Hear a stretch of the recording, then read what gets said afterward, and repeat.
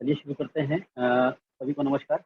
अ, मेरी आज की क्लास जो है वो प्लांट लोकेशन के बाद की है और इसका टॉपिक है आज का प्लांट लेआउट। पिछली क्लास में हम लोगों ने प्लांट लोकेशन को सुना था और उस प्लांट लोकेशन में हम लोगों ने इस बात पर फोकस किया था कि कोई जब बिजनेस सेटअप किया जाता है तो वो बिजनेसमैन इस बात पर फोकस करता है अपना सारा कि हमें अपना प्लांट कहाँ पर लोकेट करना चाहिए, यानी वो पोजीशन, वो एक लोकेशन कौन सी होनी चाहिए जहाँ पर हमको द बेस्ट पॉसिबल प्रोडक्शन हम कर सकें, जहाँ पर हमारी प्रोडक्शन की कॉस्ट जो है वो मिनिमम रह सके। तो उसी के बाद ही आज अगली क्लास है कि एक बार बिजनेसमैन ने डिसाइड कर लिया कि मुझे कौन सा बिजनेस करना है, फिर उसके बाद उसने दूसरा डिसाइड कर लिया कि मुझे बिजनेस को कहाँ पर सेटअप करना है। अब तीसरा पार्ट आता है कि जब बिजनेस को हमने सेटअप कर लिया तो उस प्लांट यानी उस फैक्ट्री के अंदर जो हमारा जो पूरा सेटअप है जिसको हम लोग बेसिकली लेआउट बोलते हैं, वो कैसा होना चाहिए। तो बेसिकली प्लांट लेआउट जो है वो एक इम्पॉर्टेंट फैक्टर इसलिए भी है क्योंकि प्लांट लेआउट ही आपकी प्रोडक्टिविटी को भी डिसाइड करता है और ये बताता है कि आपकी प्रोडक्टिविटी हायर किस तरह से और हो सकती है। तो सबसे पहला जो इंट्रोडक्शन यहाँ पर लिखा हुआ है उसको हम आपके लिए पढ़ते हैं।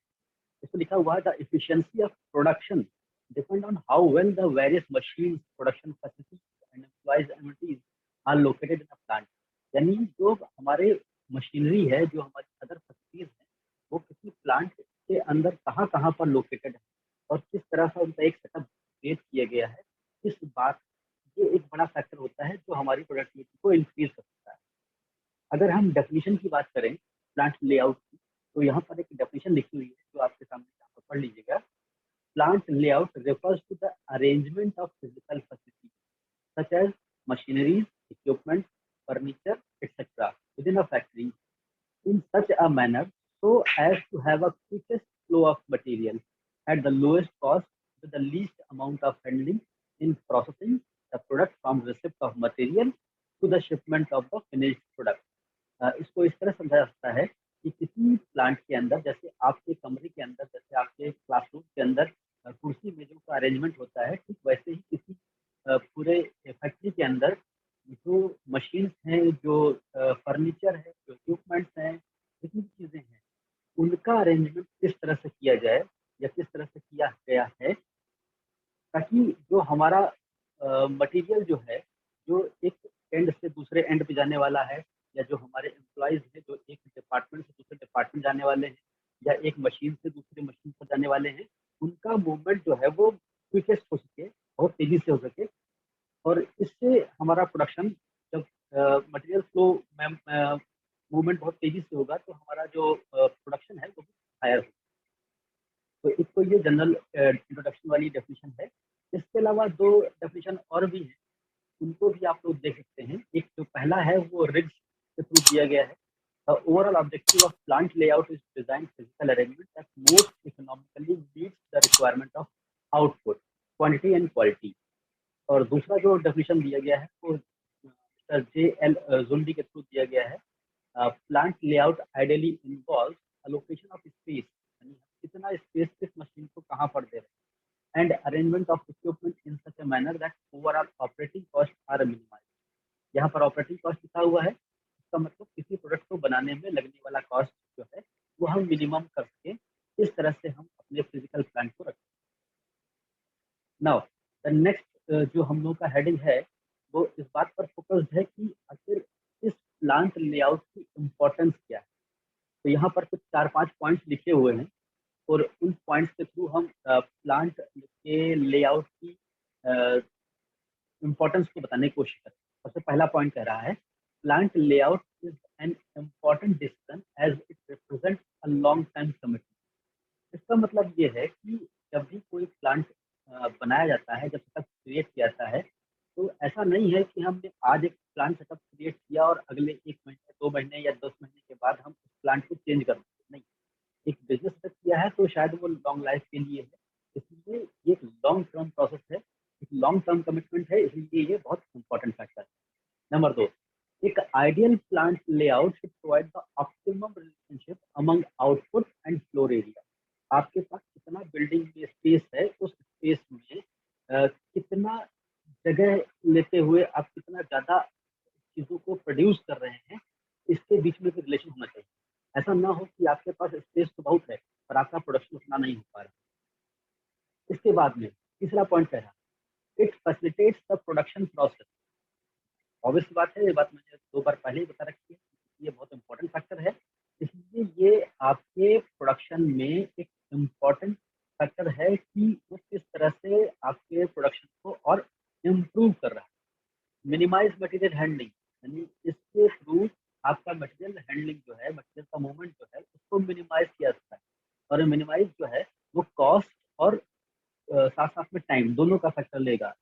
इसके अलावा it allows flexibility of operation, easy production flow, makes economic use of building, यानी जिस बिल्डिंग में आप प्रोडक्शन कर रहे हैं, उस बिल्डिंग में कितना ज़्यादा आप प्रोडक्शन कर सकते हैं, यानी उस बिल्डिंग का economic use. Next, promote effectiveness of utilisation of man power. जो मैन पावर वहाँ पर अवेलेबल है, उसका यूटिलाइजेशन आप प्रॉपर कर सकते हैं। और इस तरह से कुछ पॉइंट्स लिखे हुए हैं। और लास्ट पॉइंट ये भी कह रहा है कि also important because it affect the flow of material and process. और ये इसलिए भी ज़रूरी है क्योंकि इससे अल्टीमेटली आपके पूरे मटेरियल का फ्लो जो है, तो वो इम्प्रूव किया जाता है। जो प्लांट लेआउट था वो कितना इम्पोर्टेंट है हमारे लिए। नाउ द अगला पॉइंट हम लोगों का ये कह रहा है कि इसमें ये भी कहा गया है कि जो लेबर की इफिशिएंसी और सुपरविजन और कंट्रोल जो है, उसको भी बहुत आसानी से किया जा सकता है, बहुत आसानी से इसको मॉनिटर किया जा सकता है, इसलिए भी प्लांट लेआउट बहुत इम्पोर्टेंट है। नाउ अगला टॉपिक हम शुरू कर रहे हैं कि एसेंशियलिटी जो है आपको नोट्स में दे दिया जाएगा। सबसे इम्पोर्टेंट चीज़ ये है कि आखिर प्लांट लेआउट कितना तरह का होता है। सबसे पहला पॉइंट तो ये है कि प्लांट लेआउट जो है वो इम्पोर्टेंट है। प्लांट लेआउट प्रोडक्शन के लिए इम्पोर्टेंट है। प्लांट लेआउट मैन्युफैक्चरिंग के पॉइंट ऑफ व्यू से, लेबर के पॉइंट ऑफ व्यू से, जो हमारे एम्प्लॉई हैं उनके पॉइंट ऑफ व्यू से, हमारी मशीनरी के, हर चीज़ के पॉइंट ऑफ व्यू से इम्पोर्टेंट है। तो आखिर सबसे पहला जो एक क्वेश्चन बनता है कि आखिर ये कितने तरह का होता है। तो सबसे पहले ये बात समझिए कि कोई भी बिजनेस जो है वो 3 तरह का होता है। पहला, या तो वो मैन्युफैक्चरिंग यूनिट है, यानी जहाँ पर कुछ प्रोडक्ट बनाया जा रहा है। नंबर 2, या तो वो कोई ट्रेडर्स हो सकते हैं, यानी जहाँ पर कुछ चीज़ें जो ऑलरेडी बन चुकी हैं पहले से, उनको बेचा जा रहा है। और नंबर तीसरा ये कहा गया है सर्विस एस्टेब्लिशमेंट, यानी वो जगह है जहाँ पर नाइदर कुछ प्रोड्यूस किया जा रहा है ना कुछ बेचा जा रहा है, वहाँ पर कुछ सर्विसेज प्रोवाइड की जा रही है, जैसे बैंक वगैरह हो गए, ये सब चीज़ें सर्विसेज आप समझते होंगे। अब अगर हम पॉइंट की बात करें कि लेआउट कितनी तरह का होता है, तो जैसे मैंने यहाँ पर एक बिजनेस को बताया है, उसी तरह से ये बात समझने की कोशिश करिए कि जो बिजनेस हमारा है वो 3 तरह का होगा। एक मैन्युफैक्चरिंग का हो गया, एक ट्रेडर का हो गया, एक सर्विस एस्टेब्लिशमेंट का हो गया। तो जो मैन्युफैक्चरिंग वाला है वो 4 तरह का होता है लेआउट। पहला, प्रोडक्ट लेआउट, जिसको हम लोग लाइन लेआउट भी कहते हैं। दूसरा, प्रोसेस लेआउट, जिसको हम लोग फंक्शनल लेआउट भी कहते हैं। तीसरा, फिक्स्ड लोकेशन लेआउट। और तीसरा होता है कंबाइंड लेआउट होता है। इसी तरह से जो ट्रेडर्स हैं उनके भी 3 तरह के होते हैं, self service layout, full service layout और एक स्पेशल लेआउट। हालांकि ये 3 जो पॉइंट लेआउट वाले हैं, ये आपके सिलेबस में प्रॉपर तरीके से नहीं दिए गए हैं। आपके सिलेबस में केवल ये शुरुआत के 4 पॉइंट पूछे गए हैं, इसलिए हम केवल इन 4 को ही फोकस करेंगे। Product layout, process layout, fixed या लोकेशनल लेआउट और चौथा है कंबाइंड लेआउट। तो हम इन्हीं को शुरुआत करेंगे, ठीक है। नाउ पहला पॉइंट होता है कि आखिर ये जो हम लोगों का प्रोडक्ट लेआउट है, अगर हम शुरुआत में केवल इस प्रोडक्ट लेआउट की बात करें तो हम देखते हैं कि कितने तरह का प्रोडक्ट लेआउट या किस तरह से प्रोडक्ट लेआउट होता है। वही है product layout, process layout, fixed position location layout या कंबाइंड लेआउट। अगर हम बात करते हैं प्रोडक्ट लेआउट, तो प्रोडक्ट लेआउट क्या है, वो किस तरह से इम्पोर्टेंट है, कहाँ कहाँ यूज किया जा रहा है, और वो कितना इम्पोर्टेंट है किसी प्रोडक्शन हाउस के लिए। तो प्रोडक्ट लेआउट के अंदर अगर हम देखें तो machines and equipments are arranged in one line, इसी वजह से इसको लाइन लेआउट भी बोला गया है, क्योंकि सारी मशीनें एक के बाद एक के बाद एक के बाद एक लाइन में सीक्वेंस में अरेंज होती है। One sequence of the operation required for the product, यानी ये बेसिकली वहां पर यूज किया जाता है जहां पर जो प्रोडक्शन होता है वो एक पर्टिकुलर लाइन में पूरा चला रहा है, एक मशीन से दूसरी मशीन में, दूसरी मशीन से तीसरी मशीन में ऑटोमेटिकली मूवमेंट हो रहा है। इस चीज को थोड़ा सा कनेक्ट करने की कोशिश करी है जब हमने टाइप्स ऑफ लेआउट पढ़ाया था, सॉरी टाइप्स ऑफ प्रोडक्शन पढ़ाया था, तो वहां पर हमने आपको मास प्रोडक्शन और कंटिन्यूअस प्रोडक्शन पढ़ाया था। प्रोडक्ट लेआउट जो हमारा है, जिसको हम लोग लाइन लेआउट बोले हैं, हम लोगों ने वहां भी यूज किया था। जब हम लोगों ने बताया था कि कंटिन्यूअस प्रोडक्शन या जो मास प्रोडक्शन है, उसमें सारा प्रोडक्शन जो है वो एक साथ ऑटोमेटिक मशीनों से हो रहा है। तो ठीक वैसे यहाँ भी है कि जहाँ पर प्रोडक्शन जो है एक के बाद एक के बाद एक के बाद मशीनों से हो रहा है, एक मूवमेंट जो है वो फ्लो मूवमेंट हो रहा है मटेरियल का एक मशीन से दूसरी मशीन पे। एक इंपॉर्टेंट चीज यहाँ पर ये बहुत जरूरी है समझना कि the material moves from one work station to another without any back tracking. ये बात बहुत इम्पोर्टेंट है, यानी इसमें जो मूवमेंट ऑफ मटेरियल है वो एक मशीन से दूसरी मशीन पर ऑटोमेटिक हो रहा है, पहली चीज। नंबर दो, किसी तरह का कोई बैक ट्रैकिंग, यानी कहीं भी एक मूवमेंट होने के बाद मटेरियल दोबारा से वापस नहीं आ सकता है। एंड इवन ये कोई डेविएट भी नहीं हो सकता, यानी अगर लिखा हुआ है कहीं पर कि एक मशीन के बाद मशीन नंबर 2 पे इसको जाना है, तो ये मशीन नंबर 2 पे ही जाएगा, ये मशीन नंबर 2 से 3 पर मूवमेंट नहीं करेगा। ये भी यहाँ पर एक इम्पॉर्टेंट फैक्टर है।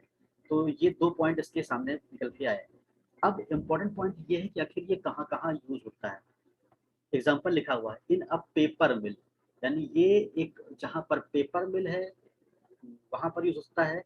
एग्जाम्पल जैसे मैंने यहाँ पर दिया है, a bamboo fed into the machine from one end and paper comes out at another end, यानी अगर एक या दो मशीनें लगी हुई हैं जहाँ पर एक जो उसका रॉ मटेरियल है बाम्बू, उसको अगर एक एंड पे डाला जाता है तो नेक्स्ट मूवमेंट पे नेक्स्ट एरिया से आपको सीधे सीधे एक फाइनल प्रोडक्ट निकल के आएगा, जिसको हम लोग बोलते हैं हमारा फाइनल प्रोडक्ट। जैसे अब इसके बाद बात करते हैं कि आखिर ये एक इसका डायग्राम है, इसको आप देख सकते हैं कि ये कुछ एक इमेजिनरी टाइप का प्रोडक्ट है, जिसको बनने के लिए प्रोडक्ट ए ये है और प्रोडक्ट बी ये। Product A B C D E ये चार तरह की मशीनों से होकर के निकल रहा है, और ठीक इसी तरह से प्रोडक्ट बी जो है वो भी पांच अलग अलग तरीकों की मशीनों से निकल रहा है। एक बात ध्यान देने वाली ये है कि अगर प्रोडक्ट ए को लेथ मशीन की रिक्वायरमेंट है, लेथ मशीन आप लोग शायद समझते होंगे, जो उसको हम लोग हिंदी में खराद मशीन बोलते हैं, अगर उसकी रिक्वायरमेंट है और अगर हमें प्रोडक्ट बी के मूवमेंट पर भी एक मशीन की रिक्वायरमेंट है, तो कभी भी हम लोग यहाँ पर जो मशीन लगी हुई है इस मशीन को इस मशीन से रिप्लेस नहीं करेंगे। ये एक सेपरेट मशीन है और ये एक सेपरेट मशीन है, यानी यहाँ पर दूसरी मशीन लगी होगी और यहाँ पर मशीन दूसरी लगी होगी, यानी हमें एक ही फैक्ट्री के अंदर एक ही जगह पर दो मशीनें लगानी पड़ेंगी। ठीक इसी तरह से आप देख सकते हैं एक ग्राइंडर यहाँ पर रिक्वायरमेंट है, एक ग्राइंडर यहाँ रिक्वायरमेंट है, यानी यहाँ पर भी दो मशीनें लगी। यानी अगर हम दो प्रोडक्ट बना रहे हैं और दो प्रोडक्ट को अलग अलग मशीनों की रिक्वायरमेंट है तो अलग अलग मशीनें होंगी। ऐसा नहीं होगा कि लेथ मशीन पहले यहाँ काम कर ले उसके बाद इसको यहाँ लगा दे, नहीं। इससे हुआ ये कि प्रोडक्ट का डेविएशन होगा, जबकि हमारी रिक्वायरमेंट जो हमारा जो प्रिंसिपल है वो ये कह रहा है कि किसी भी रूप में हम मशीन के थ्रू किसी भी प्रोडक्ट का मूवमेंट सीधे रखेंगे, कभी भी उसका डेविएशन नहीं करेंगे। तो ये हमारा हो गया पहला पार्ट, जिसको हम लोगों ने बोला डायग्राम पे तो दिखाने की कोशिश की किस तरह से होता है। अब इसके कुछ एडवांटेजेस हैं और कुछ डिसएडवांटेजेस रहेंगे। तो पहले एडवांटेज देख लेते हैं। पहला, low cost of material handling. सबसे इम्पोर्टेंट चीज कि इसमें चूंकि सारा काम ऑटोमेटिक मटेरियल मशीनों के थ्रू हो रहा है तो मटेरियल हैंडलिंग जो है वो बिल्कुल लोएस्ट होगी, क्योंकि यहाँ पर सबसे बड़ा फैक्टर क्या है कि मटेरियल जो है वो शॉर्ट रूट के थ्रू डायरेक्ट पहुंच रहा है, स्ट्रेट पहुंच रहा है। नंबर दो, स्मूथ एंड अनइंटरप्टेड ऑपरेशन, यानी यहाँ और जो ऑपरेशंस होंगे, जो प्रोडक्शन होगा, वो स्मूथ तरीके से चलता रहेगा और कहीं भी कोई भी इसमें अनइंटरप्शन रहेगा, कोई रुकावट नहीं होगी। नेक्स्ट, ठीक वैसे ही जैसे मैंने वहां बताया था आपको कि ये कंटिन्यूअस टाइप का प्रोडक्शन है, तो ठीक यहाँ पर वही बात लिखा है, कंटिन्यूअस फ्लो ऑफ वर्क, यानी यहाँ पर वर्क जो है, जो प्रोडक्शन है, वो कंटिन्यूअस चलता रहेगा। Lesser investment in inventory and work in progress, अगर इसको थोड़ा सा पिछले वाले टॉपिक से जोड़ा जाए, जब हमने टाइप्स ऑफ प्रोडक्शन पढ़ाया था, इसका हम एक वीडियो आपको ऑलरेडी दे चुके हैं यूट्यूब पे, वहां पर आप लोग यूट्यूब पर देख लीजिएगा कि यहाँ पर ये कहा गया है कि जब कंटिन्यूअस टाइप का वर्क होता है तब इन्वेस्टमेंट इन्वेंट्री पे कम होता है, और जब इन्वेंट्री पे कम होगा तो वर्क इन प्रोग्रेस पे भी कम होगा, और इस वर्क इन प्रोग्रेस पे और इन्वेंट्री पे कम इन्वेस्टमेंट होने की वजह से हमारा जो प्रोडक्शन कॉस्ट है वो कम होता है। अगला कहा गया है optimum use of floor space, जितना फ्लोर स्पेस हमारे पास अवेलेबल होता है, जितनी जगह हमारे पास अवेलेबल होती है, उसका हम ऑप्टिमम तरीके से यूटिलाइजेशन कर पाते हैं। अगला कहा गया है कि shortage process time and quicker output, process time यानी प्रोडक्ट को बनने में लगने वाला समय जो है वो बहुत ही शॉर्ट होता है, और एक के बाद एक दूसरा प्रोसेस होने की वजह से जो आउटपुट हमारा है, जो प्रोडक्ट है, वो फटाफट एकदम से मिलता रहता है।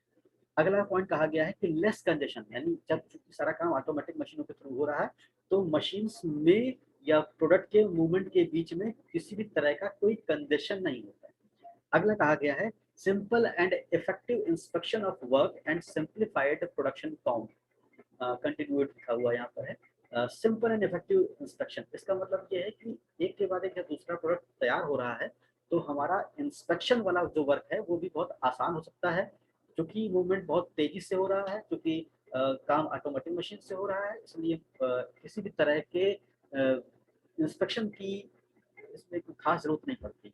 और लास्ट में ये बात क्योंकि हम यहाँ पर कह चुके हैं कि कंटिन्यूअस है, इसलिए जो हमारा मैन्युफैक्चरिंग पॉइंट है, जो मैन्युफैक्चरिंग कॉस्ट है, वो लोएस्ट रहेगा। अब इससे कुछ डिसएडवांटेजेस भी हैं, जैसे पहला जो डिसएडवांटेज है वो ये है कि चूंकि सारा काम ऑटोमेटिक मशीनों के थ्रू हो रहा है, तो जो इनिशियल इन्वेस्टमेंट है, यानी शुरुआती जो पैसा लगाने वाली बात है, वो बहुत हाई होता है, क्योंकि सारा काम स्पेशलाइज मशीनों के थ्रू हो रहा है। Heavy overhead charges, overhead charges भी इसमें बहुत ज़्यादा होते हैं। ओवरहेड चार्जेस जैसे मैंने आपको बताया था, जैसे जिस चीज़ से हमारा मशीन चल रहा है, जो फ्यूल है, जो हमारा पेट्रोल है, जो डीजल है, जो इलेक्ट्रिसिटी है, इनका भी खर्चा बहुत ज़्यादा होता है। इसके अलावा एक सबसे बड़ा मेजर डिसएडवांटेज है जो यहाँ पर लिखा हुआ है कि अगर किसी वजह से एक भी पॉइंट पर हमारा जो मशीन है, अगर वो खराब हो गया तो हर हालत में ऑटोमेटिकली अगला सारा प्रोडक्शन प्रोसेस जो है वो रुक जाएगा, यानी एक भी मशीन अगर हमारी खराब हुई तो सारी मशीनों का प्रोडक्शन रुक जाएगा, ठीक वैसे ही जैसे कंटिन्यूअस प्रोडक्शन में हम लोगों ने बताया था। अगला, lesser flexibility as specialised layout for production या प्रोडक्ट, पर्टिकुलर प्रोडक्ट, इसमें एक पर्टिकुलर बात ये है कि जो फ्लेक्सिबिलिटी है वो बहुत कम होती है, यानी ऐसा पॉसिबिलिटी नहीं है कि जिस प्रोडक्शन हाउस में, जिस फैक्ट्री में हम काम करने के लिए मशीनें लगाई हैं, उस प्रोडक्शन फैक्ट्री में हम कुछ और भी प्रोड्यूस कर सकें, क्योंकि यहाँ पर जो है पर्टिकुलर प्रोडक्ट के लिए ही हमारे पास प्रोडक्शन हो रहा है, यानी जिस प्रोडक्शन मशीन से हम जो चीज़ प्रोड्यूस करना चाह रहे हैं, हम सिर्फ वही प्रोड्यूस कर सकते हैं, इसके अलावा कोई चीज़ प्रोड्यूस नहीं हो सकती है। तो ये इसके कुछ डिसएडवांटेज रहेंगे। अगला पॉइंट ले रहे हैं कि आखिर इसका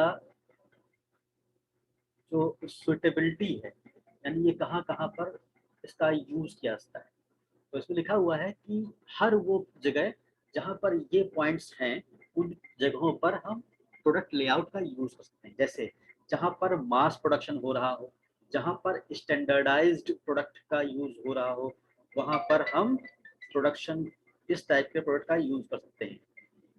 जहाँ पर सिंपल टाइप का प्रोडक्ट बन रहा हो और बार बार रिपीटेटिव टाइप का मैन्युफैक्चरिंग प्रोसेस हो, यानी एक बार प्रोडक्शन हुआ, फिर दूसरा प्रोडक्शन हुआ, फिर तीसरा हुआ, और फिर पहले से दूसरा शुरू हो गया, दूसरा तीसरा से लग गया, यानी जहाँ पर प्रोडक्शन रिपीटेटिव टाइप का हो वहाँ पर हम इसका यूज करते हैं। अगला, operation time and different process more and than less equal, यानी एक पॉइंट ये भी कह रहा है कि हर वो जगह पर यूज किया जाता है जहाँ पर जितने भी तरह के ऑपरेशंस हैं, उन सारे ऑपरेशंस का लगभग लगभग टाइम जो है वो एक जैसा हो, मतलब 19-20 का डिफरेंस हो, अदरवाइज वो सिंपल।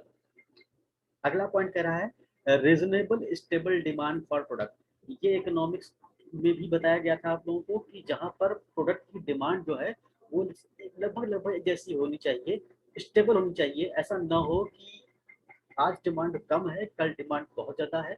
अगर ऐसे टाइम चीज़ों को अगर हम सोचें तो यहाँ पर प्रोडक्शन इस तरह की प्रोडक्ट का नहीं हो सकता है। यानी हम सिर्फ वहाँ पर इसका यूज कर सकते हैं जहाँ पर प्रोडक्ट के डिमांड स्टेबल हो, एक तरह का हो।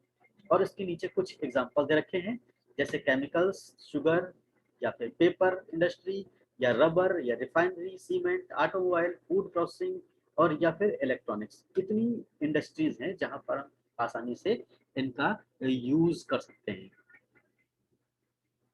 तो इतनी जगह चीजें देखी हम लोगों ने जहां पर इन चीजों का जहां पर इस तरह का प्रोडक्शन यूज होता है। नाउ अगला क्वेश्चन ये होता है कि आखिर इस पूरे प्रोडक्शन के बाद, इस प्रोडक्ट लेआउट के बाद जो हमारा अगला टाइप का प्रोडक्ट लेआउट है, जिसको हम लोगों ने बोला प्रोसेस लेआउट, आखिर वो प्रोसेस लेआउट क्या है और वो किस तरह से डिफरेंट है हमारे जो ऑलरेडी पहले से बताया गया प्रोडक्ट लेआउट है उससे। तो प्रोडक्ट और प्रोसेस लेआउट में जो सबसे बड़ा डिफरेंस है वो है कि प्रोडक्ट लेआउट में जो मूवमेंट है प्रोडक्ट का या जो रॉ मटेरियल का, वो एक जगह से दूसरी जगह पर एक साथ एक सीध में हो रहा है।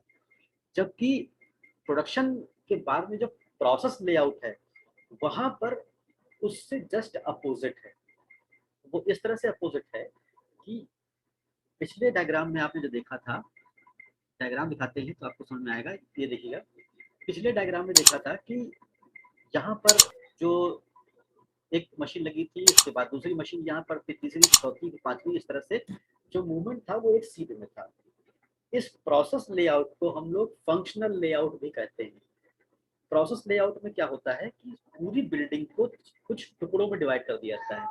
एक जगह एग्जांपल ले रहे हैं, एक जगह ये है जहां पर ड्रिलिंग हो रही है, तो छोटी से लेकर के बड़ी मशीन तक जितनी भी तरह की ड्रिलिंग से रिलेटेड मशीन होंगी वो सब के सब इसी जगह पर इकट्ठा की जाएगी। इसके बाद एक ऐसी जगह होगी जहां पर वेल्डिंग का काम हो रहा होगा, तो छोटी से बड़ी तक सारी मशीनें वेल्डिंग की जो होंगी वो यहाँ पर इकट्ठा की जाएंगी। तीसरा, एक असेंबली लाइन होगी जहां पर सारे प्रोडक्ट्स का असेंबल किया जाएगा। तो इस तरह से ड्रिलिंग, वेल्डिंग, लेथ, ग्राइंडिंग, ये सारी तरह की जो मशीनें हैं ग्राइंडिंग, वो सब एक पर्टिकुलर लोकेशन पर फिक्स किया जाएगा। अब मूवमेंट जो प्रोडक्ट का होता है वो इस तरह से होता है कि सपोज प्रोडक्ट वन है जो, वो पहले मूवमेंट पे आया। और फॉर एग्जांपल अगर हम ले रहे हैं, प्लीज वेट करिएगा एक मिनट।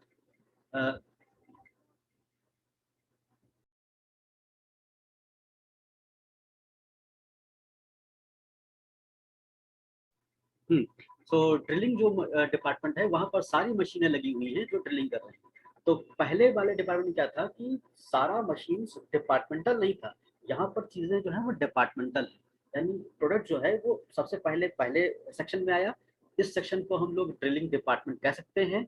इस ड्रिलिंग डिपार्टमेंट में मान लेते हैं कि जो हमारा डिपार्टमेंट में हर तरह की मशीनें लगी हुई है और प्रोडक्ट को ड्रिलिंग करना है। तो अगर एक, दो या चार जितने भी प्रोडक्ट हैं, जितना भी हिस्सा ड्रिलिंग वाला होगा सारे प्रोडक्ट यहाँ पर आएंगे। इसके बाद अगर उनको वेल्डिंग करना है तो वो यहाँ से मूवमेंट उनका यहाँ पर होगा। यानी यहाँ पर प्रोडक्ट का मूवमेंट हो रहा है। पहले वाले डिपार्ट आप जब गए थे तो वहां आपने देखा था कि प्रोडक्ट का मूवमेंट जब हो रहा था तो एक सीध में हो रहा था, वहां पर मशीनें फिक्स थी। यहाँ पर मशीनें फिक्स हैं लेकिन प्रोडक्ट का मूवमेंट हो रहा है फंक्शनल के बेसिस पे, जैसा फंक्शन है वैसा मूवमेंट होगा। तो इस तरह से अलग अलग डिपार्टमेंट में अलग अलग प्रोडक्ट जो है, यानी हम प्रोडक्ट का जो एक वर्क इन प्रोग्रेस है यहाँ पर हायर होगा। यानी अगर यहाँ पर रिक्वायरमेंट ड्रिलिंग की है तो प्रोडक्ट के वो सारे हिस्से जिनको ड्रिलिंग करना है वो यहाँ पहुंचेंगे। अगर वेल्डिंग करना है तो वो यहाँ पहुंचेंगे, असेंबली के लिए यहाँ पहुंचेंगे। मशीनों का मूवमेंट यहाँ पर नहीं होगा। ठीक है।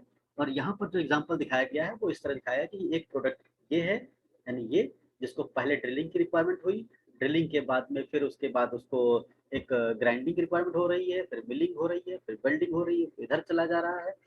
तो इस तरह से ये मूवमेंट इस तरह से मूव कर रहा है। इसके बाद जो प्रोडक्ट बी है उसकी स्टार्टिंग मिलिंग से हो रही है, फिर वो ड्रिलिंग पे गया, फिर वो प्लानिंग में आया, फिर वो वेल्डिंग में आया, फिर ग्राइंडिंग एंड देन असेंबली। तो इस तरह से अलग अलग प्रोडक्ट का मूवमेंट अलग अलग जगहों से हो रहा है और इन जगहों पर मशीनें पहले से सेटअप हैं। प्रोडक्ट का मूवमेंट अगर ग्राइंडिंग जाना है तो वहां पहुंचेगा। इसका एक डेफिनेशन भी दिया हुआ है, आप उस डेफिनेशन को पढ़ें। This type of plant layout machines of a similar type of arranged together in one place। यानी हर तरह की जो सिमिलर काइंड की मशीन जो है वो एक जगह पर ऑलरेडी पहले से अवेलेबल है। मशीन्स परफॉर्मिंग ड्रिलिंग एग्जांपल दिया है। Operations are arranged in a drilling department, machine performing casting operation will be grounded in casting department। यानी इसको हम डिपार्टमेंटल या ऑपरेशनल इसीलिए कहते हैं, प्रोसेस लेआउट या फंक्शनल लेआउट या ऑपरेशनल लेआउट। ठीक है। अब इसको चूंकि इसमें काम डिपार्टमेंटल होता है इसलिए इसको डिपार्टमेंटल भी कहते हैं। ठीक है, तो डायग्राम ये हो गया। अब अगला क्वेश्चन आता है कि आखिर ये दो प्रोडक्ट का दिखाया गया है, जहां पर ये दिखाया गया है कि इनका बेसिक प्रिंसिपल क्या है। पहला, जब भी इस तरह का लेआउट यूज किया जाएगा तो कुछ पॉइंट्स हमारे दिमाग में होने चाहिए जिनको हम लोग कुछ प्रिंसिपल कह सकते हैं। जैसा पहला प्रिंसिपल ये कह रहा है, the distance between department should be short as possible.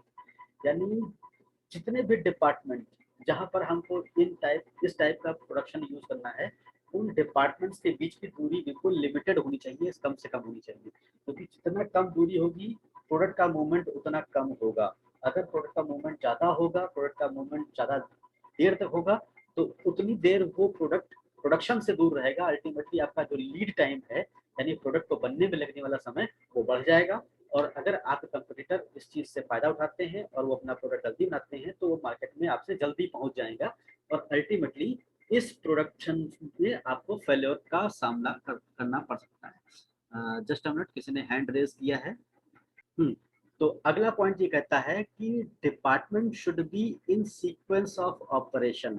एक बात ये भी है कि जहां तक पॉसिबल हो सके सारे डिपार्टमेंट्स जो हैं वो एक के बाद एक सीक्वेंस में होने चाहिए। उससे फायदा ये होगा कि अल्टीमेटली अगर प्रोडक्ट का मूवमेंट जो होना है वो कम से कम होगा। और तीसरी बात ये कहा गया है कि arrangement should be convenient for inspection and supervision. अगर पहले वाले पार्ट में हम गौर करें, जो हमारा प्रोडक्ट लेआउट था उसकी अगर हम गौर करें तो वहां पर सुपरविजन और जो इंस्पेक्शन था वो एज कंपेयर आसान था। लेकिन यहाँ पर क्या है, क्योंकि काम डिपार्टमेंटली डिवाइडेड है, कई सारे डिपार्टमेंट बनाए हुए हैं, तो एक ही पर्सन हर जगह पर जाकर के सुपरविजन नहीं कर सकता है।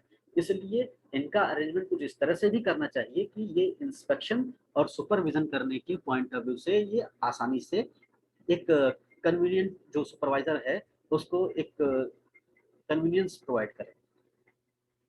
नाउ अगला कि आखिर इसके कुछ एडवांटेजेस हैं। जैसा कि पहले अगर हम गौर करें, जो हमारा पहला पार्ट था उसी से मिलता जुलता यहाँ हमारा पहला पॉइंट है कि lower initial capital investment in machines and equipment. पहले प्रोडक्ट लेआउट, ध्यान रखिएगा, प्रोडक्ट लेआउट में ये कहा गया था कि जो मशीन्स और जो जो फिक्स कॉस्ट थी उसका इन्वेस्टमेंट बहुत हाई था, क्योंकि वहां पर मशीनें जो थी वो बेहद स्पेसिफिक थी, बेहद स्पेशलाइज थी। इस केस में क्या है, हमारा जो इनिशियल लेवल का कैपिटल इन्वेस्टमेंट और मशीन पर जो है वो बहुत कम होता है, क्योंकि यहाँ पर जो मशीनें हैं वो बेहद नॉर्मल टाइप की मशीनें। नंबर दो, high degree of machine utilisation. High degree of machine utilisation इसलिए कहा गया है क्योंकि पहले वाले काम मशीन में क्या था कि अगर प्रोडक्ट में जितनी बार मशीनों की अलग अलग रिक्वायरमेंट हो रही थी उतनी बार हमको अलग मशीन की रिक्वायरमेंट हो रही थी, यानी हमको हर बार मशीन पर एक काम कर सकते थे। यहाँ पर एक ही मशीन से कई तरह के काम भी हम कर सकते हैं, इसलिए मशीन का यूटिलाइजेशन जो है वो हायर होगा। नंबर दो, ओवरहेड एज कॉस्ट जो है वो रिलेटिवली लो है, क्योंकि वहाँ पर मशीनें स्पेशलाइज थी और जो मशीनों को वर्किंग के लिए जो स्पेशलाइज टाइप का हमारे पास जो एनवायरनमेंट था उस वजह से ओवरहेड कॉस्ट ज़्यादा था। यहाँ पर क्या है, मशीन का यूटिलाइजेशन हम एक ही मशीन को काफ़ी देर तक रन करके बहुत सारा प्रोडक्ट क्रिएट कर सकते हैं, इसलिए ओवरहेड कॉस्ट की बात की जाए अगर कंपेयर करते हैं पहले वाले से तो यहाँ कम होगा। एक इम्पॉर्टेंट चीज़ और भी है कि पहले वाले पार्ट में अगर हम किसी प्रोडक्ट के डिज़ाइन के चेंज की बात करते हैं तो वो लगभग नामुमकिन था। यहाँ पर क्या है, प्रोडक्ट के डिज़ाइन को अगर हम चेंज करना चाहें तो आसानी से कर सकते हैं। उसका रीज़न क्या है कि प्रोडक्ट जो है पहले वाले में एक सीक्वेंस में था, स्पेशलाइज था, यहाँ पर क्या डिपार्टमेंटल है। एक डिपार्टमेंट में अगर चेंज हो गया तो दूसरे डिपार्टमेंट का यहाँ पर उससे कोई खास मतलब नहीं होता है। इंटर ज्वाइंट तो होते हैं पर वो इंटर रिलेटेड है या नहीं ये जरूरी है। तो डिज़ाइन में अगर कोई चेंज करना चाहें तो प्रोडक्ट लेआउट की अपेक्षा प्रोसेस लेआउट में आसानी से हम डिज़ाइन के चेंज कर सकते हैं।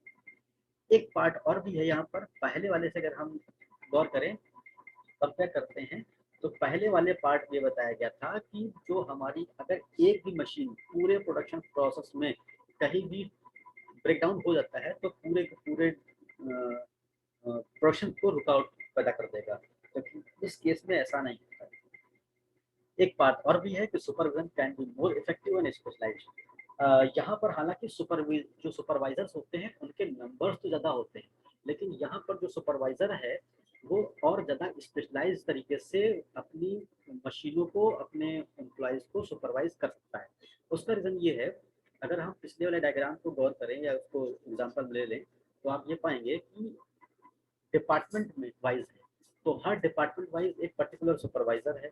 तो अपने डिपार्टमेंट को अपना सुपरवाइजर बहुत आसानी से एक एक जो इंस्ट्रक्शन है वो आसानी से कर सकता है। और लास्ट में एक बार और भी चीज कही गई है जो इम्पोर्टेंट है, greater flexibility of scope for expansion. यानी भविष्य में कभी भी अपने फैक्ट्री को अगर आप बढ़ाना चाहें और चेंज करना चाहें या थोड़ा बहुत डाइवर्ट करना चाहें तो इस केस में बहुत आसान है, जबकि प्रोसेस लेआउट में ऐसी पॉसिबिलिटी नहीं है। ठीक है, तो ये कुछ इसके एडवांटेजेस हैं अगर हम जिनको पहले वाले से कंपेयर करते हुए देखते हैं। तो अब अगला पॉइंट आता है कि आखिर अगर कुछ इसके एडवांटेज हैं तो कुछ इसके डिसएडवांटेजेस भी हैं। जैसे material handling cost are high due to back tracking. पहला पार्ट तो ये है कि जो मटेरियल हैंडलिंग कॉस्ट है वो इसमें ज़्यादा होगी क्योंकि यहाँ पर बार बार बैक ट्रैकिंग है। बैक ट्रैकिंग मतलब जो होता है मूवमेंट, जो एक बार आगे गया है वो प्रोडक्ट या वो जो मटेरियल है वो पीछे भी आ रहा है, तो बैक ट्रैकिंग बार बार हो रही है, इसलिए यहाँ पर मटेरियल हैंडलिंग कॉस्ट जो है वो बढ़ जा रही है। नंबर 2, ध्यान दीजिएगा, जब हम लोगों ने डिस्कस किया था टाइप्स ऑफ प्रोडक्शन तो वहाँ पर हम लोगों ने बात की थी प्रोसेस लेआउट के थ्रू। जब हमने नंबर 2 जॉब शॉप टाइप की बात की थी या जहाँ पर हम लोगों ने बैच की बात की थी, ठीक वैसा ही यहाँ पर वर्क है कि जहाँ पर हमको जो लेबर है वो more and more skilled labour चाहिए, क्योंकि यहाँ पर काम जो है वो सेमी ऑटोमेटिक मशीन या जनरल पर्पज मशीन के थ्रू हो रहा है। पहले वाले में क्या था, प्रोडक्ट लेआउट में सारा काम ऑटोमेटिक मशीनों के थ्रू हो रहा था, तो वहां पर हमें बहुत स्पेशलाइज टाइप की मशीनों का यूज नहीं करना पड़ वहाँ करना पड़ा था। यहाँ पर स्पेशलाइज टाइप की मशीनें नहीं है, तो यहाँ पर हाई कॉस्ट लेबर की होती है क्योंकि जो लेबर होता है वो बहुत ही स्किल्ड होता है। Number 3, time gap. एक प्रोडक्ट से बनने में दूसरे प्रोडक्ट को बनने में लगने वाला जो समय है उसके बीच में जो लगने वाला समय है जिसको हम टाइम गैप बोल रहे हैं वो ज़्यादा होता है क्योंकि काम यहाँ टुकड़ों में हो रहा है। एक बात और भी है, work in progress inventory is high. क्योंकि वर्क जो है वो डिवाइडेड होता है, वर्क टुकड़ों में डिवाइड होकर के काम हो रहा है, एक डिपार्टमेंट से दूसरे डिपार्टमेंट के थ्रू हो रहा है, तो इंटरडिपेंडेंसी कई डिपार्टमेंट्स की है। इस वजह से जो वर्क इन प्रोग्रेस है इन्वेंट्री वो हमेशा इस टाइप के प्रोसेस लेआउट में हमेशा हाई रहती है। और एक इम्पोर्टेंट लास्ट पॉइंट ये भी है कि इसमें बार बार इंस्पेक्शन की जरूरत पड़ती है, क्योंकि एक इंस्पेक्शन एक ही डिपार्टमेंट के पॉइंट ऑफ व्यू से जरूरी होता है, अगले डिपार्टमेंट के लिए अगला इंस्पेक्शन फिर जरूरत पड़ेगी। इस वजह से बार बार इंस्पेक्शन जरूरत पड़ती है, और जब बार बार इंस्पेक्शन की जरूरत पड़ रही है तो इसका मतलब ये है कि इंस्पेक्शन कहीं ना कहीं बहुत ही कॉस्टली होने वाला है। अब आते हैं कि आखिर ये कहाँ कहाँ यूज किया जाता है, सुटेबिलिटी कौन कौन से टाइप की इंडस्ट्री में इसका यूज होता है। हर वो जगह जहाँ पर प्रोडक्ट जो है स्टैंडर्ड नहीं है वहां पर इसका यूज किया जा सकता है। जैसे एग्जाम्पल नीचे दिखाएंगे आपको, जहाँ पर क्वालिटी जो है वो इम्पोर्टेंट होती है रादर देन क्वांटिटी स्मॉल। ध्यान रखिएगा, जैसे हमने बताया था आपको जॉब शॉप में, ठीक कुछ कुछ वैसा ही यहाँ पर भी है। जॉब शॉप में क्वालिटी के साथ साथ में क्वांटिटी भी यहाँ पर क्वांटिटी जहाँ पर स्मॉल है, बिल्कुल रिड्यूस्ड नहीं, तो क्वांटिटी कम है, यानी हम यहाँ पर बैच की एग्जांपल ले सकते हैं। There are frequent change in design and style of output, यानी प्रोडक्ट, जहाँ पर बार बार प्रोडक्ट की डिजाइन और स्टाइल में चेंज हो रहा हो, उस तरह के प्रोडक्ट को हम यहाँ पर इस टाइप का प्रोडक्शन यूज करते हैं। यहाँ पर देखिए विद एग्जांपल लिख के आ रहा है कि जहाँ पर जॉब शॉप टाइप का वर्क हो, वहाँ पर हम इस तरह के प्रोडक्शन का यूज करते हैं, इस तरह के लेआउट का यूज करते हैं। और ये बात भी सही है कि जब जॉब शॉप ऊपर लिखा हुआ है तो जॉब शॉप में बताया गया है कि हमारे पास जो मशीन्स हैं वो बिल्कुल जनरल पर्पज हैं, इसलिए जो जनरल पर्पज मशीन्स हैं वो बहुत ही इनएक्सपेंसिव होती हैं, सस्ती मशीन होती है। तो फाइनली बात करते हैं कौन कौन से टाइप के जगहों पर, जैसे टेलरिंग या लाइट या हैवी इंजीनियरिंग प्रोडक्ट्स या फर्नीचर इंडस्ट्री या ज्वेलरी, और इस तरह से रिलेटेड जितनी भी चीज़ें जो जॉब शॉप से टाइप के रिलेटेड होगी, उन सभी जगहों पर इस टाइप के लेआउट का हम लोग यूज कर सकते हैं। तो ये हो गया हमारा दूसरा टाइप का लेआउट, जिसको हम लोगों ने बोला प्रोसेस लेआउट। पहला हो गया प्रोडक्ट लेआउट, दूसरा हो गया प्रोसेस लेआउट। प्रोडक्ट लेआउट में फिर ध्यान देते हैं कि हमारी मशीन फिक्स की जगहों पर प्रोडक्ट मूव कर रहा था एक मशीन से दूसरी मशीन पर एक सीक्वेंस के अंदर। प्रोसेस लेआउट में डिपार्टमेंट वाइज मशीनें लगी हुई हैं, प्रोडक्ट का मूवमेंट हो रहा है डिपार्टमेंट वाइज, जिस टाइप के प्रोडक्ट को जिस जगह पर जिस तरह का मशीन की रिक्वायरमेंट होगी वो प्रोडक्ट को उस डिपार्टमेंट में भेजा जाता है, इस वजह से इसको इस डिपार्टमेंटल कहते हैं। नेक्स्ट थर्ड तीसरा आता है फिक्स्ड पोजीशन या लोकेशनल लेआउट। नीचे एक डायग्राम बना हुआ है, यहाँ पर समझने की कोशिश कीजिएगा। हर दोनों जगहों पर मैंने देखा, हम लोगों ने देखा कि प्रोडक्ट का मूवमेंट हो रहा है मशीनों के रिक्वायरमेंट के हिसाब से, ये अलग है। यहाँ पर प्रोडक्ट जो है वो एक जगह पर फिक्स रहेगा और मशीनों का मूवमेंट होगा इसके चारों ओर। और ऐसा सिर्फ इसलिए है क्योंकि यहाँ पर प्रोडक्ट इस तरह का है जिसको मूव न किया जा सकता हो, या प्रोडक्ट इतना बड़ा है कि उसको मूव करेंगे तो उसके लिए हमें और ज़्यादा एक्स्ट्रा जगहों की ज़रूरत पड़ती है। जैसे एग्जांपल नीचे लिखा हुआ है शिप बिल्डिंग यार्ड, एक पानी का जहाज बनाने वाली जो फैक्ट्री है, उसमें जितना भी मटेरियल, जितना भी लेबर, जितना भी इक्विपमेंट, जितना भी मशीनरी लग रहा है, वो सब शिप के चारों तरफ लग रहा है। शिप एक जगह पर फिक्स है, चारों तरफ उसके मटेरियल, मशीन वगैरह सब कुछ लग रहे हैं, और फाइनली जब बाहर निकलेगा तो एक फाइनल प्रोडक्ट बन के निकलेगा। तो इस तरह का लेआउट जो होता है इसको बोलते हैं फिक्स्ड पोजीशन लेआउट। एग्जांपल ले लेते हैं दूसरा, जैसे हम कोई घर बनवाते हैं तो घर एक पर्टिकुलर जगह पर ही रहेगा, वो मूव नहीं करेगा। जितना भी मटेरियल, जितना भी लेबर, जितना भी मशीन लगने वाला है वो घर के चारों ओर ही मूव करेगा।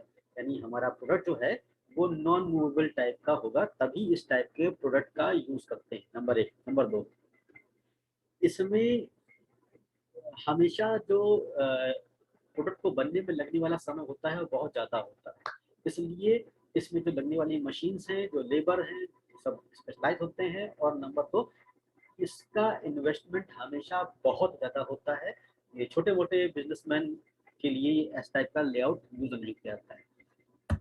नेक्स्ट कुछ इसके एडवांटेजेस हैं, जैसे it save time and cost involving the movement of work from one work station to another. एक इसका एडवांटेज तो ये भी है कि एक वर्क स्टेशन से दूसरे वर्क स्टेशन में पहुंचाने में जो लगता था प्रोडक्ट को टाइम, वो टाइम नहीं लगेगा, यानी ऑटोमेटिकली वहीं पहुंच जाएगी मशीनें, से मशीनों के और जो मूवमेंट है वो कम हो रहा है। तीसरा, layout is flexible as change in job design and operation sequence can be easily incorporated। इसका मतलब ये है कि अगर कहीं पर जॉब की डिज़ाइन में, यानी जो प्रोडक्ट की डिज़ाइन में कोई चेंज हो रहा है, तो इस टाइप के लेआउट से उसको इनकॉर्पोरेट करना आसान होता है, रादर देन अगर हम इसको कंपेयर करते हैं जॉब शॉप से, सॉरी प्रोडक्ट लेआउट या फिर प्रोसेस लेआउट। तीसरा, economical when several orders in different stages process as are being executed simultaneously। ये तब बहुत सस्ता पड़ता है कि अगर हम कई टाइप के या कई तरह के जो पार्ट हैं उनको एक साथ बनाएं और बाद में उसको असेंबल कर दें। और एक एडवांटेज ये भी है कि एडजस्टमेंट बड़ा आसान होता है, कि अगर कहीं पर, जैसे हम लोगों ने प्रोसेस और प्रोडक्ट दोनों टाइप के लेआउट में बताया है कि अगर एक मशीन रुकी तो सारी मशीनें रुक जाती हैं, इसमें भी ऐसा पॉसिबिलिटी है, लेकिन अगर कहीं पर कोई मटेरियल कम पड़ जाए जिसकी वजह से एक काम रोकना पड़े, तो आसानी से हम तब तक दूसरा काम शुरू कर सकते हैं। तो ये कुछ इसका एडवांटेज भी है। डिसएडवांटेज की अगर हम बात करें तो एक बात तो ये है कि प्रोडक्शन जो है वो बहुत लंबे समय के लिए होता है। नंबर 2, इन्वेस्टमेंट जो होता है हमेशा यहाँ पर बहुत ज़्यादा होता है। तीसरा, इसको बनाने के लिए, इस टाइप के प्रोडक्शन के लिए बहुत बड़ा स्पेस चाहिए होता है, क्योंकि मटेरियल और जितनी मशीन्स होती हैं वो प्रोडक्ट के चारों ओर होंगी। तो अल्टीमेटली हम लोग जो हैं उनको ये देखना पड़ता है कि मूवमेंट मटेरियल का करना है, मूवमेंट मशीन का करना है, इस वजह से स्पेस की रिक्वायरमेंट बहुत ज़्यादा होती है। और एक इम्पॉर्टेंट चीज़ ये भी है कि जब कई बार कई ग्रुप मिल करके जब एक प्रोडक्ट बनाते हैं, तो ग्रुप के बीच में एक कॉन्फ्लिक्ट भी हो सकता है, एक कंफ्यूजन भी हो सकता है कि गलती कहाँ पर हो रही है, गलती क्यों हो रही है, और हर दूसरा पर्सन, हर दूसरा ग्रुप अपना जो गलती है वो दूसरों पर डालने की कोशिश करता है। अब बात करते हैं ये सुटेबिलिटी, किस तरह के जगहों पर इसकी सुटेबिलिटी होगी। हर वो जगह जहाँ पर बहुत हैवी चीज़ें बनती हैं, वहाँ वहाँ पर प्रोडक्ट्स का यूज, इस टाइप के लेआउट का यूज किया जाता है। जैसे लोकोमोटिव्स हो, चाहे वो बॉयलर्स हों, जनरेटर्स हों, वैगन बिल्डिंग्स हों, वैगन बिल्डिंग्स, वो बिल्डिंग्स जो मूवमेंट करती हैं। ऐसा हालांकि इंडिया में कभी कम है, लेकिन फॉरेन कंट्रीज में ऐसा होता है। चाहे वो एयरक्राफ्ट मैन्युफैक्चरिंग हो, बिल्डिंग्स का हो, फ्लाईओवर्स हैं, डैम्स हैं, ये सारे एग्जांपल्स हैं। और नीचे एक एग्जांपल दिया है जो स्पेशली सर्विस सेक्टर के लिए है। जनरली होता क्या है, पेशेंट्स हैं जो हैं वो एक जगह पर रहते हैं, डॉक्टर, नर्सेज, मेडिसिन, ये सब उसके लिए मूवमेंट करते हैं। तो ये एक एग्जांपल ये भी हो सकता है। Next and last, combined layout. Combined layout जैसे आपने पहले ही देख लिया, यहाँ पर नाम ही कंबाइंड लेआउट है। इसका मतलब ये है कि इसके अपने खुद के कोई प्रिंसिपल्स नहीं है। दो या दो से ज़्यादा टाइप के लेआउट को एक साथ मिला दिया जाए और एक नया लेआउट बनकर तैयार हो जाए, तो उसको लेआउट को हम बोलेंगे कंबाइंड लेआउट। मोस्ट इम्पॉर्टेंट और जो मोस्ट कॉमन टाइप का जो लेआउट कंबाइंड लेआउट मिलता है, वो मिलता है प्रोडक्ट और प्रोसेस लेआउट को मिला करके एक जो नया लेआउट बनकर तैयार होगा। एक चीज़ और समझ लीजिए कि आपके इसमें भी प्रोडक्ट और प्रोसेस लेआउट ज़्यादा इंपॉर्टेंट है रादर देन फिक्स्ड या फिर कंबाइंड लेआउट। तो जैसा ये कहा लिखा है कि सर्टेन मैन्युफैक्चरिंग यूनिट में रिक्वायर ऑल दीज प्रोसेस, हर तरह की प्रोसेस उसमें रिक्वायरमेंट होती है। यानी वहाँ पर प्रोडक्ट लेआउट भी होगा, वहाँ पर प्रोसेस लेआउट भी होगा, और वहाँ पर एक टाइप का फिक्स्ड पोजीशन लेआउट भी होगा। तो अगर इनमें से कोई टाइप की लेआउट को मिला दिया जाए तो हम लोग एक अलग टाइप के लेआउट को पाएंगे, जिसको हम लोग बोलते हैं कंबाइंड लेआउट। तो ये कुछ टाइप के लेआउट हम लोगों ने आज डिस्कस किए, जो आपके सिलेबस का पार्ट था। अभी तक के पार्ट में अगर